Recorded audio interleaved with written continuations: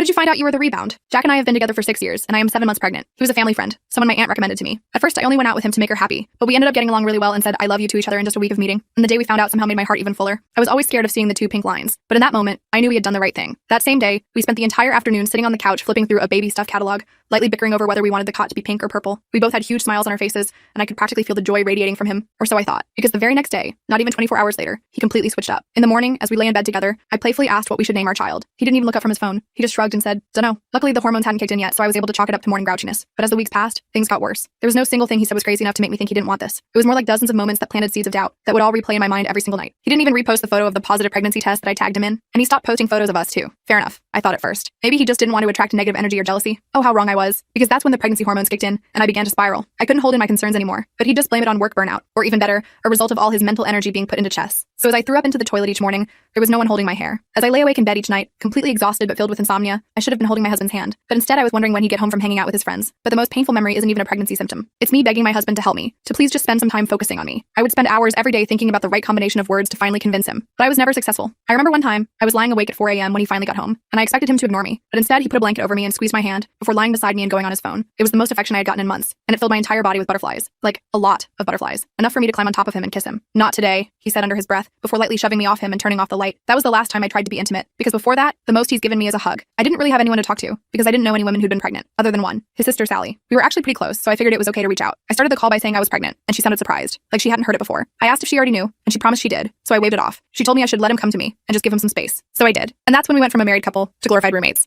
And one day, as we silently sat across from each other, eating his favorite meal that I had cooked from scratch, he ripped my heart out of my chest. He told me that we had rushed into things, and I should terminate the pregnancy. I looked at him with tunnel vision, struggling to catch my breath. "Are you sure?" is all I managed to say, and he just nodded. We spent the entire night in complete silence, like, even more than usual. The next day, I brought it up at my prenatal support group. It was the first time I had talked about our issues, mainly because I was embarrassed. I thought it was my fault. They assured me it wasn't, and told me that there was probably an underlying cause. Perhaps he was protecting me from something that he didn't want me to know about while pregnant, like bad news or something. The new perspective filled me with a level of positivity that I hadn't felt since before getting pregnant, but immediately my joy crumbled, because that's when I got a text from Sally, his sister that I had called. She asked if I could call, and I said I could. She told me that she had just been at her mom's house, and Jack was there too. Sally then said one thing that explained it all. Jack was getting back together with his ex. The only reason he had been in a relationship with me was to prove to her that he could be loyal and monogamous with one woman at a time, and the reason he pushed for pregnancy was only to further prove his point to her. I immediately broke down. Jack, the man I wanted to marry, my baby daddy, my everything, saw me nothing more than a piece of evidence, a project, to win another woman over. I can't tell you how I confronted him in this short video. The full story is on my channel and linked below.